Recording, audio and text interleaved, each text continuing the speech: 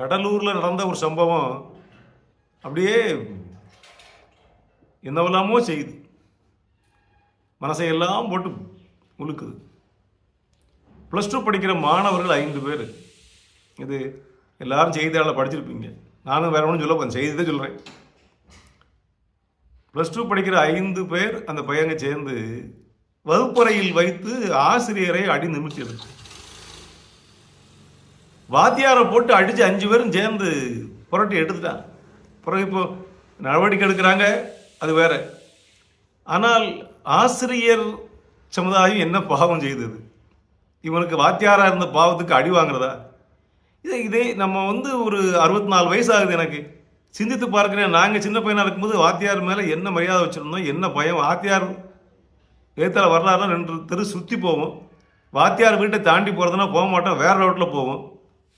ஆசிரியர் உட்கார்ந்து கொண்டு இங்கே வாடான்னு கூப்பிட்டா ஒன்றுக்கு வந்துட்டு போனவன்லாம் இருக்கான் கிளாஸில். இங்கே வாடான்னு வாத்தியார் கூப்பிட போதே எந்திரிச்சு சிறுநீர் கழிச்சிடுவான், அவ்வளோ பயம்.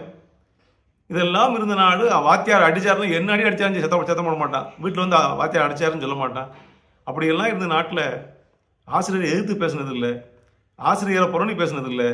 ஏதோ ஒரு நாள் கோபத்தில் அடித்தாருன்னு சொன்னால் அப்போ கூட அவன் பேச மாட்டாங்க. அடிச்சிட்டாரு என்று வருத்தப்பட்டு 2 நாளைக்கு அவர் மேலே ஒரு வருத்தம் இருக்கும். இன்னும் மிஞ்சி போனால் வாத்தியாருக்கு பட்டப்பேர் வைப்பாங்க. ஏதாவது பட்டப்பேர் வச்சு அதையே வாத்தியாருக்கு பட்டப்பேர் வச்சல வாய் வழங்காமல் போயிடும், ஒரு நாக்கு அழியிடும் அப்படிம்பாங்க.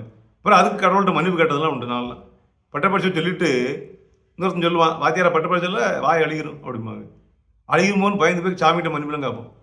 அப்படியெல்லாம் இருந்த ஒரு நாட்டில் சிந்தித்து பார்த்து இன்னைக்கு ஆசிரியரை எதிர்த்து பேசினா, ஆசிரியர் பேச்சை கேட்கல, ஆசிரியரை தப்பாக பேசினா, இப்போது ஒரு வகுப்பறையில் 5 பேர் சேர்ந்து ஆசிரியர்களை இப்போ கோபதாபத்தில் வெட்டலாம் குத்தலாம் இருக்குது.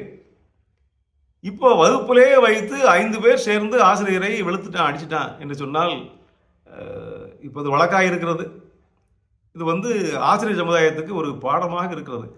கொஞ்சம் கவனமாக இருக்க வேண்டும்.